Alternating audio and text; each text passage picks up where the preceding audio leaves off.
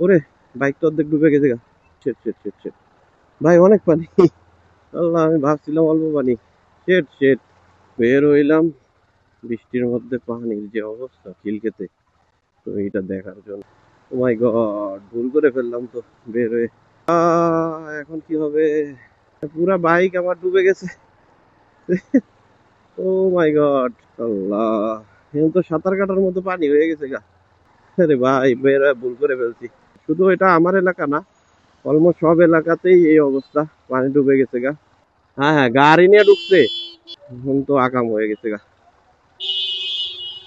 কি যে করতেছে! ওরে, আর একটা গাড়ি আইছে। দেখেন, গ্যারেজের মধ্যে পানি ঢুকে গেছে।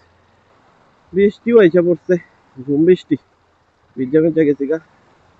তো তাড়াতাড়ি বাসা ঢুকতে পারলেই হয় খালি। দেখছেন অবস্থা? হ্যাঁ, কোন পানি! এই যে, এই যে, কি অবস্থা দেখছেন?